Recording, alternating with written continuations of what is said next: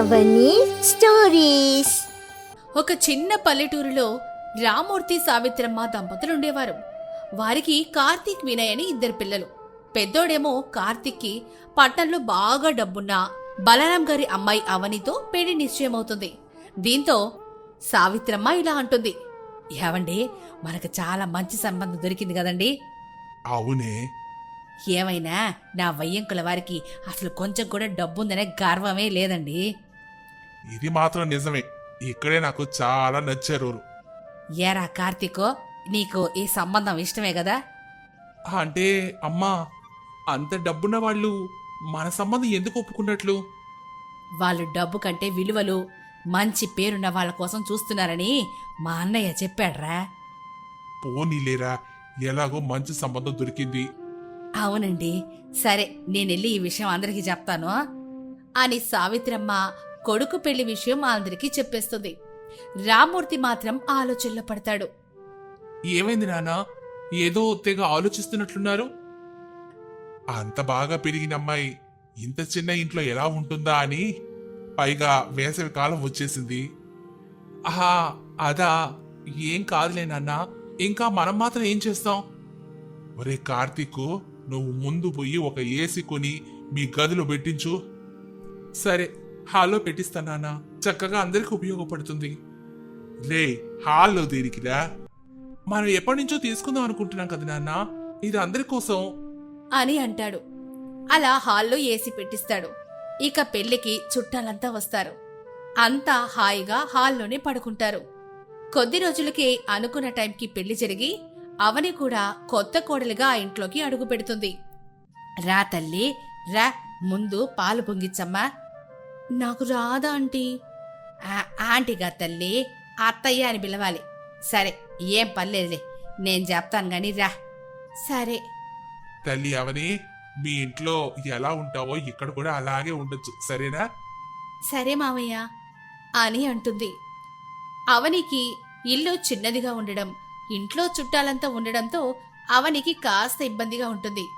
ఆ మరుసటి రోజు, అవని, నీకు ఇక్కడంతా బాగానే ఉంది కదా? ఏమైనా కావాలా? ఏం వద్దు కార్తీక్. ఏమైనా కావాలంటే అడుగు, అసలు మొహమాట పడకు. మీ ఇంట్లో రోజు ఇంతమంది ఉంటారా?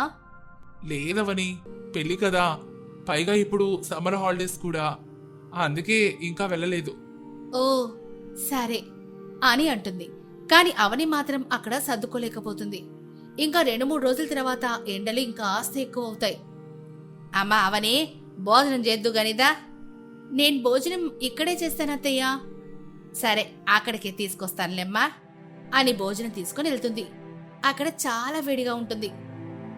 అత్తయ్య, ఇక్కడ చాలా వేడిగా ఉంది. అవును తల్లి, ఈ ఏడాది ఎండలు బాగా ఎక్కువగా ఉన్నట్టున్నాయిగా. నాకు అసలు నిద్ర పట్టట్లేదు. నేనే చెప్దామనుకున్నానమ్మా. అవని, నువ్వు కూడా హాల్లోకి వచ్చి నిద్రపో, అక్కడ ఏసీ ఉంది అని అంటుంది. కాసేపటి తర్వాత అవని హాల్లోకి వస్తుంది. చుట్టాలంతా కూడా అక్కడే ఉంటారు. వదినా వదినా, నేను ఏసీకి దగ్గరలో పడుకుంటాను. మరొక పిల్లాడు, అత్త, నేను వినయ్ అన్న ఇక్కడే పడుకుంటాను. ఒరే, ముందు అవనిని పడుకోనివ్వండిరా. ఆహా, లేదు లేదు, నేనే అని ఇలా అవని ఓ మూలకు నెట్టేస్తారు. దీంతో అవని పక్కనే ఉన్న కార్తీక్ని చూస్తుంది. ఏంటి, కొత్తగా ఉందా? మా ఇంట్లో సమ్మర్ స్పెషల్ ఇది. ఇంతమంది కలిసి నిద్రపోతారా? సమ్మర్లో అయితే ఇంతే అవని, మామూలుగా అయితే మిద్దె మీద పడుకునేవాళ్ళం. ఇప్పుడు ఏసీ ఉంది కదా, అందుకే ఇంకా అంతా ఇక్కడే ఉన్నారు. నాకు ఇక్కడ ఇబ్బందిగా ఉంది, మేడ మీదకి వెళ్దామా? అక్కడ నువ్వు పడుకోలేవు అవని, దోమలుంటాయి. పర్లేదు కార్తీక్, వెళ్దాం అని మెద్దె మీదకు వెళ్తారు కార్తీక్ అవని. కాసేపటికి నిజంగానే దోమలుండడంతో, ఛా, ఇక్కడ నిజంగానే చాలా దోమలున్నాయి. నేను ముందే చెప్పాను కదా. మా ఇంట్లో అయితే ప్రతి గదిలో దోమలు తెరా, ప్రతి గదికి ఏసీ ఉంటాయి. నాకు తెలుసు నీకు ఇక్కడ ఇబ్బందిగా ఉంటుందని, కానీ తప్పదవని. సరే దా, కిందకి వెళ్ళి నిద్రపోదాం హాల్లోనే అని అవనిని తీసుకుని వెళ్తాడు. సావిత్రమ్మ నిద్రలేస్తుంది. ఏరా కార్తీక్, ఇంత రాత్రి వీళ్ళు ఎక్కడికి వెళ్ళారు? అవనికి నిద్ర రావడం లేదంటే అలా మిద్దె మీదకి వెళ్ళావమ్మా. అవునా అవనే, ఇలారా, నా పక్కకు వచ్చి నిద్రబొమ్మా. సరే అత్తయ్య అని వెళ్తుంది. ఇంతలోనే వినయ్ గురక పెట్టడం మొదలు పెడతాడు. దీంతో అవని ఆ రాత్రంతా సరిగ్గానే నిద్రపోదు. ఆ మరుసటి రోజు లేటుగా లేచి బయటకొస్తుంది. ఏంటవని ఈరోజు ఇంత లేటుగా లేచావే? కార్తీక్, ఇలా రా, నీతో మాట్లాడాలి. ఏంటవని, ఏమైంది? నాకు మీ ఇంట్లో అస్సలు నిద్ర పట్టట్లేదు. ఇక్కడ ఉండడం నా వల్ల కావట్లేదు కార్తీక్. అవని, మన జీవితాంతం ఇక్కడే ఉండాలి. ఇప్పుడు నీ వల్ల కాదంటే ఎలా? ఏమో కార్తీక్, నేనైతే ఉండలేను. అవన్నీ ఇక్కడ కుదరవు అవని. కార్తీక్, నాకు కూడా ఇలా ఉండడం అసలు ఇష్టం లేదు అని చెప్పేస్తుంది. ఇంతలోనే వినయ్ అక్కడికొస్తాడు. వదినా, కాఫీ తాతారా? హా అని అనడంతో కాఫీ తెచ్చిస్తాడు. కాఫీ తాగుతూ హాల్ వైపు చూస్తుంది. అక్కడ అందరి పరుపులు మడతలు పెట్టి మూలన పెట్టుంటాయి. అత్తయ్య, ప్రతిరోజు ఇలానేనా? అవునమ్మా, సమ్మర్లో మా హాల్ బెడ్రూమ్ అయిపోతుంది. కానీ అత్తయ్య, ఎలా పడుకుంటున్నారు? మీకేం ఇబ్బందిగా లేదా? నిజానికి నాకిలాగే బాగుంటుంది తల్లి. ఇలాగా? అవునవనే, మామూలు రోజుల్లో ఎవరి పనులు వాళ్ళుంటారు. ఇలా అంతా ఒకచోట ఉన్నప్పుడే కదా కాసేపు కబుర్లు చెప్పుకుంటూ రాత్రి పడుకుంటాం. అలా సరదాగా బాగుంటుందమ్మా. ఓ, కానీ అత్తయ్య. సరే సరే, మనం తర్వాత మాట్లాడుకుందాం గాని ముందెళ్ళి వంట చేయాలి అని సావిత్రి వెళ్ళిపోతుంది. ఇక ఆ రోజు రాత్రి, కార్తీక్, మనం ఈ రోజు రాత్రి మన రూమ్లోనే పడుకుందామా? ఇక్కడ చాలా వేడిగా ఉంటుందవని. పర్లేదు, కనీసం మనిద్దరికి కొంచెం ప్రైవసీ అయినా దొరుకుతుంది. మనశ్శాంతిగా పడుకుంటాం కదా. సరే, నీ ఇష్టం. ఇద్దరూ తమ గదిలో పడుకుంటారు. కానీ ఫ్యాన్ గాలి సరిపోదు.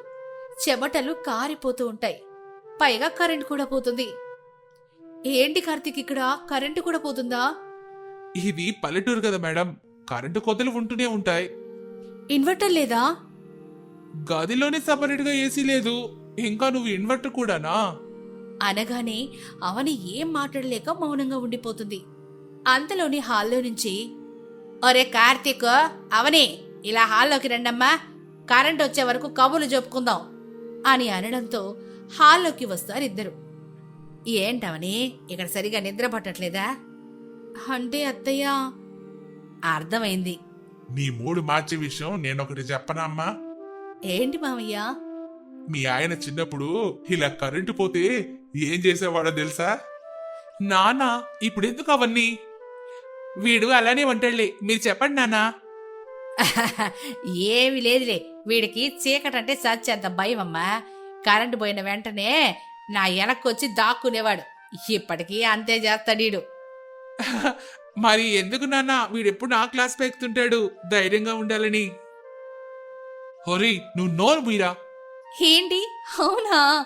వెరీ ఫన్నీ కార్తీక్ అని మొదటిసారిగా అవని గట్టిగా నవ్వుతుంది. అమ్మా, నువ్వు నా పరువు తీస్తున్నావు. లేదు లేదు, మీరు చెప్పండి అత్తయ్య అబ్బా, అవని నువ్వు కూడానా? అని ఆ రాత్రంతా కరెంట్ వచ్చే వరకు కార్తీక్ ని ఆట పట్టిస్తూనే ఉంటారు. ఆ మరుసటి రోజు, కార్తీక్, నువ్వు అసలు భలే ఫన్నీ తెలుసా? అవని, నువ్వు అవన్నీ మర్చిపో ప్లీజ్. ఈ ఇంటికి వచ్చాక నువ్వు నవ్వడం మొదటిసారి చూస్తున్నాను. హా, సో నా పిల్లం ఇక్కడ అలవాటు పడిందన్నమాట. మొన్న వెళ్ళిపోదామన్నావు కదా? అంటే బావుంది ఇక్కడ ఇలా అందరితో కలిసి సరదాగా ఉండడం. కాకపోతే కాకపోతే కాకపోతే నాకు ఒక్కోసారి చాలా కొత్తగా అనిపిస్తోంది కార్తీక్. మా ఇంట్లో ఎవరికి వాళ్ళకి రూమ్, ఎవరి ప్రపంచం వాళ్ళది. ఇక్కడ మాత్రం అందరూ ఒక్కటిగా ఉంటున్నారు. అదే మా ఇంటి స్పెషల్ అవని. ఇబ్బందులుంటాయి, కానీ ఒంటరితనం ఉండదు. నిజమే. నిన్న రాత్రి కరెంటు పోయాక అందరు కలిసి నవ్వుకుంటూ కూర్చున్నప్పుడు నాకు కూడా చాలా హాయిగా అనిపించింది. మరి ఇప్పుడు మా సమ్మర్ స్పెషల్ బెడ్రూమ్ ఎలా ఉంది మేడం? ఇంకా కొంచెం అలవాటు అవ్వాలి కార్తీక్. అంతలోనే సావిత్రమ్మ అక్కడికొస్తుంది. ఏంట్రా ఇద్దరు అంత సీక్రెట్ గా మాట్లాడుకుంటున్నారు? ఏం లేదత్తయ్య, ఈ రోజు రాత్రి నేను కూడా అందరితో పాటే హాల్లో పడుకుంటాను. అయ్యో వదినా, మరి ఏసీ దగ్గర ప్లేస్ నాది. సరే సరే, ఈ రోజు నేను ముందే వచ్చి చోటు పట్టేస్తానులే, ఉండు. చూసావా సావిత్రి, మన కోడలు మన బ్యాచ్ లో కలిసిపోయింది. ఇల్లు చిన్నదైనా ప్రేమ అనురాగాలుంటే చాలు తల్లి, అదే నిజమైన సుఖం అని అంటుంది. ఆ రోజు నుంచి అవని ఆ ఇంట్లో చక్కగా ఇమిడిపోయి కాపురం చేసుకుంటుంది. సుబ్బమ్మలోని పిసినారితనాన్ని పోగొట్టాలని అవని నిర్ణయించుకుంటుంది. రఘు, మోహన్ రావు మాత్రం ఇంకా ఆమె మీద నమ్మకం వదిలేసుకుంటారు. రఘు మాత్రం కనీసం అవని నగలు అవనికి ఇప్పించాలని అనుకుంటాడు. అమ్మా, నువ్వేం చేస్తున్నావో తెలుస్తుందా అసలు? ఇప్పుడు నేనేం చేశానురా? నేను నాన్న అంటే సరే అమ్మా, ఇప్పుడు అవని తెచ్చిన డబ్బు, నగలు, ఆస్తిపత్రాలు కూడా నీ దగ్గరే ఉంచుకుంటానంటే ఎలా చెప్పు? నా దగ్గరైతే భద్రంగా ఉంటాయిరా. ఇంకా నిన్ను నువ్వు సమర్థించుకోవాలని చూడకమ్మా. ఇప్పుడు ఏంట్రా నీ ఇబ్బంది? నీ పెళ్ళని చెప్తే ఇవ్వలేదని నిన్ను పంపించిందే కనీసం తన నగలైనా తనకి ఇచ్చేస్తే బాగుంటుంది కదా అని రఘు, సుబ్బమ్మ కాస్త గట్టిగా మాట్లాడుకుంటారు. ఆ మాటలు విని అవని బయటకొస్తుంది. ఏవండి, ఇప్పుడు అత్తయ్యతో మాట్లాడమని నేను అడగలేదు కదా. అది కాదవని, అవి నీవి. ఈ విషయంలో అమ్మ పిసినతనం చూపించడం నాకు నచ్చలేదు. ఇప్పుడేమైందని? నేను చూసుకుంటానని చెప్పాను కదా. అమ్మో అమ్మో, మొగుడు పెళ్ళం కలిసి ఏదో చేయబోతున్నారన్నమాట అని అనుకుంటుంది. గట్టి గట్టిగా మాట్లాడుతుండడంతో ఇరుగు పొరుగు అంతా ఈ మాటలు వింటారు. అప్పుడు ఓ పెద్దాయన, ఏమిట్లా ఇలా గోల? 4 గోడల నుంచి నలుగురు వినబడేలా పోటాడుకుంటున్నారు. మరి కోడల దగ్గర కూడా పిసినారితనం చూపిస్తే కోడలు ఊరుకుంటుందా ఏంటండి? అవని చాలా మంచి అమ్మాయి కాబట్టే ఇన్ని రోజులు ఊరుకుంది. అసలు ఏమైంది ఇప్పుడు? ఇంకేం కావాలి బాబాయ్? కోడలు కట్నం కింద తెచ్చిన నగలన్నిటినీ అదిగో ఆమె దగ్గర దాచిపెట్టుకుంటుంది. ఇప్పుడు కోడలు కొడుకు అడుగుతుంటే ఇవ్వట్లేదట. కనీసం కోడలు వచ్చిన తర్వాత అయినా సుబ్బమ్మ మారుతుంది అనుకున్నామే. అబ్బే, ఇవ మానేనా లేదే. మరే నలుగురు వింటే నవ్విపోతారు. ఇలాంటి చోద్యం నేనెక్కడా చూడలేదమ్మా. జాగ్రత్త, కాస్త పీసినారితనంగా మారితే ఇలానే ఉంటుందేమో వదినా. అవునవును, నిజమే వదినో అని ఇరుగు పొరుగు తెగ మాట్లాడేసుకుంటూ ఉంటారు. మోహన్ రావు మాత్రం ఎవ్వరికేమీ చెప్పలేక పొలానికి వెళ్ళిపోతాడు. ఇక లోపల అవని, సుబ్బమ్మ, రఘు, అమ్మా, ఆ నగల మీద అవనికి ఎక్కువ హక్కుంది. నువ్వివ్వను అంటే ఎలా? ఏది హక్కో నాకు తెలుసురా, నేను చూసుకుంటానన్నాను కదా, అంతే. అత్తయ్య, మీరు నన్ను మీ కూతురులాగా చూస్తారని అనుకున్నాను, కానీ ఇప్పటికీ మీరు నన్ను నమ్మట్లేదు. నమ్మకం సంగతి కాదవని, కాలం ఎలా ఉంటుందో తెలీదు, డబ్బు చేతిలో ఉండాలి అని చెప్పగానే కాసేపు అలా అంతా మౌనంగా ఉండిపోతారు. కాసేపటి తర్వాత, సరే అత్తయ్య, మీరు ఇవ్వనంటే నేను బలవంతం చేయను, కానీ ఒక విషయం మాత్రం చెప్తాను. ఏంటది? డబ్బు దాచుకుంటే అది మనదే అవుతుంది, కానీ మనుషులు దూరం అయితే మనం ఒంటరిగా మిగిలిపోతాం. గత కొన్నేళ్లుగా నేను డబ్బు దాస్తూనే ఉన్నాను, కానీ నా కొడుకు, నా భర్త నాకు దూరం అవ్వలేదుగా. మనుషులు మీ దగ్గర ఉన్నారంతే అత్తయ్య, కానీ ఎప్పుడైనా మీ ముగ్గురు కలిసి కూర్చుని సరదాగా సమయం గడిపారా అత్తయ్య అని ప్రశ్నించడంతో సుబ్బమ్మ మౌనంగా ఉండిపోతుంది. ఇంతలో అక్కడికి మోహన్ రావు కూడా తిరిగి వస్తాడు. నాకెవరూ దూరం అవ్వరు, నా దగ్గర ఉన్నాళ్ళు ఉంటారు. అది నీ పొరపాటు సుబ్బమ్మ. డబ్బు కోసం ఉన్నవాళ్ళు మనుషుల కోసం ఉండరు. నీకు కావాల్సినంత నీ దగ్గర ఉంచుకో, కాదనడం లేదమ్మా, కానీ మన అనుకున్న వాళ్ళ కోసం సాయం కూడా చేస్తూ ఉండాలి కదా. ఏమిట్రా, సందు దొరికింది కదా అని అందరు నాకు నీతులు చెప్తున్నారు. నా డబ్బు నా ఇష్టం అని అక్కడి నుంచి వెళ్ళిపోతుంది. ఆ రాత్రి ఇంట్లో ఒకరితో ఒకరు మాట్లాడుకోరు, అంతా నిశ్శబ్దంగా ఉంటారు. అప్పుడు అవని మనసులో, ఇలా ఉంటే ఇంట్లో శాంతి ఉండదు, అత్తయ్యను మార్చకపోతే ఈ కుటుంబం ఎప్పటికీ సంతోషంగా ఉండదు. ఆ మరుసటి రోజు ఉదయం అవని ఒక నిర్ణయం తీసుకుంటుంది. ఆమె రఘు, మోహన్ రావు దగ్గరికి వెళ్తుంది. మావయ్య, ఏవండి, నేనొక పని చేయబోతున్నాను. ఏంటవని? అత్తయ్యకు నిజంగా డబ్బు విలువేంటో చూపించాలి. అది ఎలా తల్లి? ఇప్పటి వరకు ఆమె డబ్బు పోతుందేమోనని భయపడింది కదా మావయ్య. ఇప్పుడు నిజంగానే ఆ భయం ఆమెకి ఎదురైతే ఆమెకి అప్పుడు అర్థమవుతుంది సరే, చూద్దాం ఏమవుతుందో అని అంటారు. ఆ రోజు సాయంత్రం సుబ్బమ్మ గుడి నుంచి ఇంటికి తిరిగి వస్తూ ఉంటుంది. ఇంతలోనే దారిలో ఒకరు, సుబ్బమ్మ ఇంట్లో దొంగలు పడ్డారట. ఏవన్నావురా? నా ఇంట్లోనా? అవునవును సుబ్బమ్మ, నీ ఇంట్లోనే అని చెప్పడంతో కంగారు కంగారుగా పరుగు పరుగున ఇంటికెళ్తుంది. ఓరే రఘు, యావండి, అవని ఇంట్లో ఎవరైనా ఉన్నారా లేరా అని అరుస్తుంది. కాని ఎవ్వరూ కనిపించరు. తలుపులు తీసుంటాయి, బీరువా తలుపులు కూడా తీసేసుంటుంది. అయ్యో అయ్యో, నా డబ్బులు, నా నగలు అన్నీ పోయాయే అంటూ నేలపై కూర్చొని ఏడవడం మొదలెడుతుంది.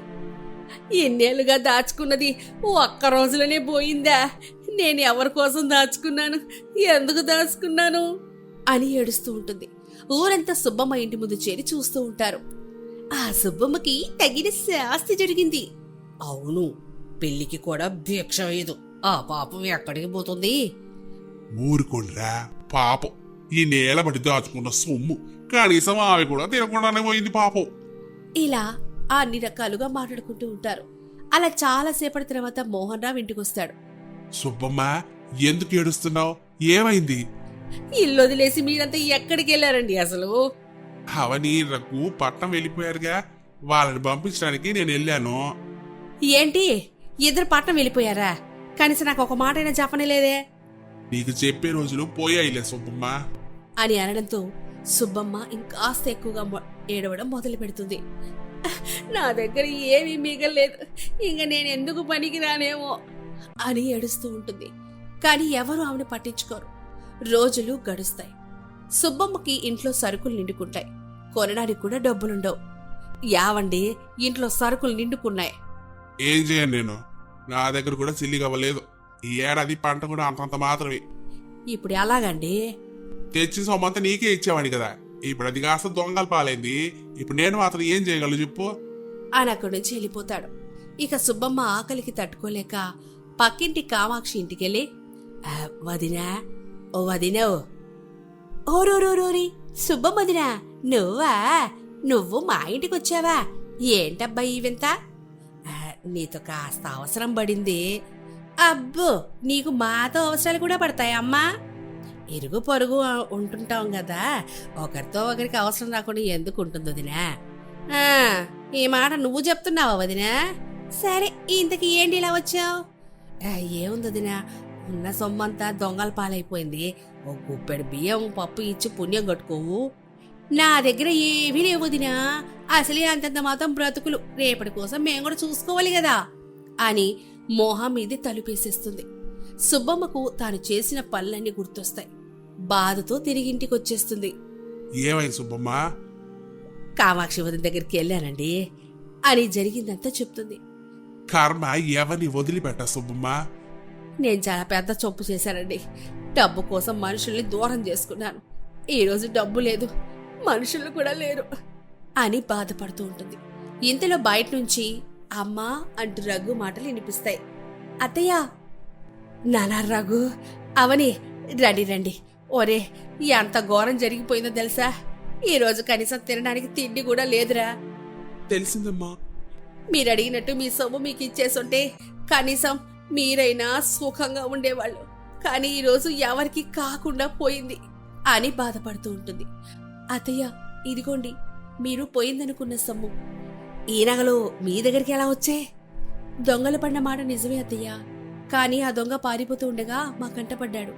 ఆ తర్వాత దీన్ని మా దగ్గరే ఉంచాం. పోనీలే, 4 రోజులు ఈ డబ్బు నా దగ్గర లేకపోతే మనుషుల విలువ ఏంటో తెలిసింది. నేను ఎంతమందిని ఎన్ని విధాలుగా బాధ పెట్టానో తెలిసింది అని అంటుంది. అవని దగ్గరకొచ్చి ఆమె చేతిని పట్టుకుంటుంది. అత్తయ్య, ఇప్పటికైనా అర్థమైతే చాలు. నువ్వు ఇలా ఉండడమే మాకు కూడా కావాలమ్మా. మనకి ఉన్నంతలో ఎదుటి వారికి సహాయపడితేనే ఈ జీవితానికి అర్థం పరమార్థం. చిన్నవాడివైనా బాగా చెప్పావు రఘు అని అంటాడు. ఇక ఆ రోజు నుంచి సుబ్బమ్మ వీలైనంత వరకు సాయం చేస్తూ ఉంటుంది. మెల్లగా పిసినారి సుబ్బమ్మ అనే పేరు కూడా పోగొట్టుకుంటుంది. పిసినారితనం మనిషిని ఒంటరిగా చేస్తుందని అర్థం చేసుకుంటుంది.